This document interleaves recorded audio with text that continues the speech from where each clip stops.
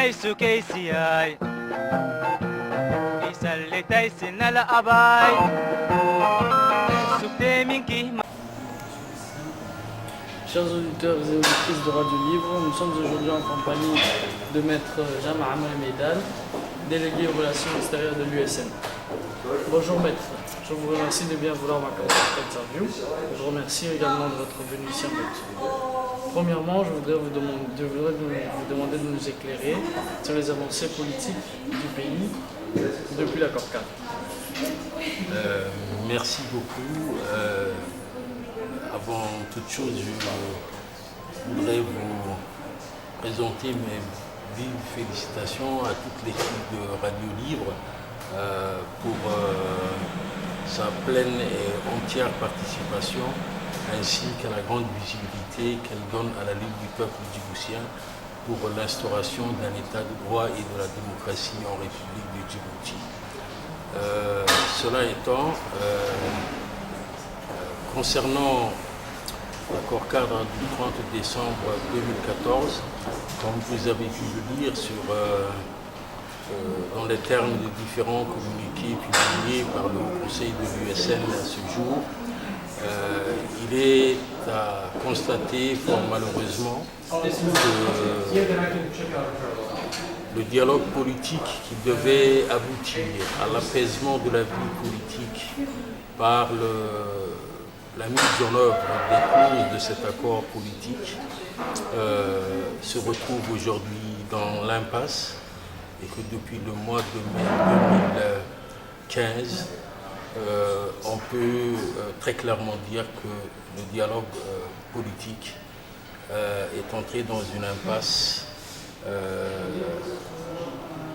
totale. Et cela, faut-il le rappeler, est-il nécessaire de le rappeler,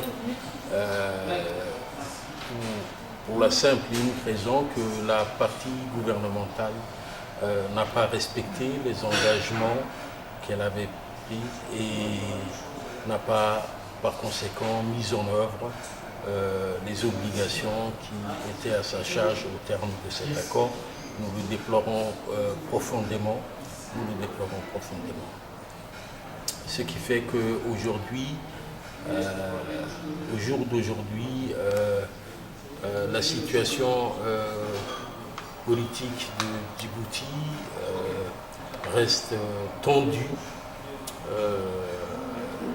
du fait de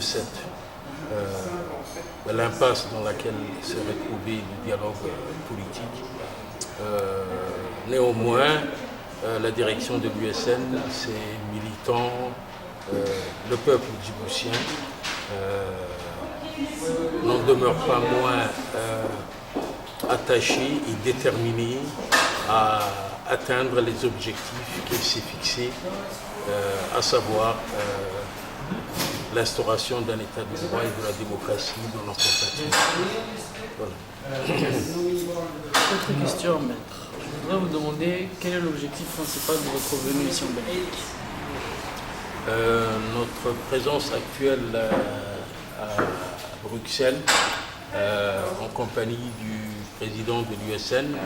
Ahmed Youssouf Ahmed, s'inscrit dans une tournée diplomatique que nous avons entamée il y a peu dans différentes capitales européennes pour informer, alerter, sensibiliser nos partenaires et les pays amis, ainsi que les institutions internationales sur la situation politique présente de la République du Djibouti et notamment sur l'impasse dans laquelle se trouve le dialogue politique qui devait aboutir entre le gouvernement et l'USN conformément aux dispositions de l'accord cadre du 30 décembre 2014.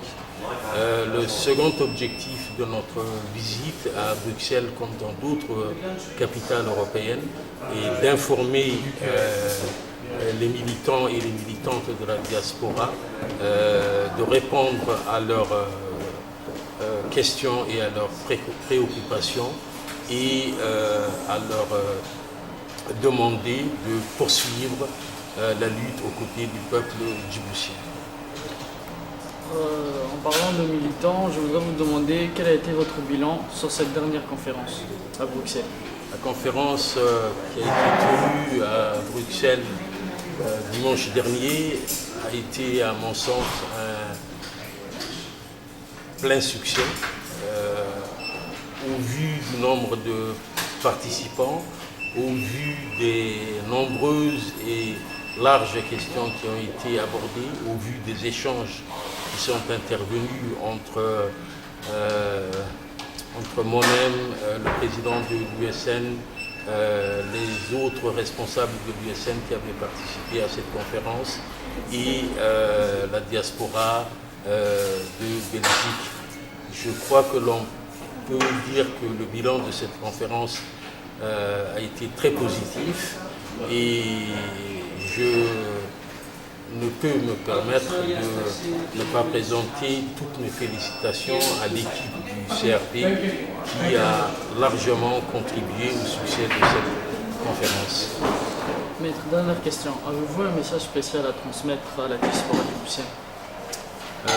Le message que je me dois de transmettre à la diaspora djiboutienne, à Bruxelles, en Belgique, comme partout ailleurs dans le monde, est de préserver son unité d'action, de ne jamais perdre de vue que l'objectif final de lutte que mène le peuple djiboutien et à laquelle ils prennent pleinement part, et de mettre fin à la dictature dans notre pays et d'instaurer l'état de droit et la démocratie. Je leur demande par conséquent de poursuivre leur lutte aux côtés du peuple djiboutien qui contribue, lutte, participation à laquelle contribue beaucoup à la visibilité internationale de la lutte du peuple djiboutien. Et je leur demande de supporter et de faire front à tous les obstacles, à tous les problèmes auxquels ils pourraient faire face dans le cadre de leurs actions militantes quotidiennes. Je vous remercie infiniment de m'avoir accordé la parole et de m'adresser directement au peuple djiboutien comme à la diaspora djiboutienne. Merci à vous. Merci encore. Merci à vous. Merci.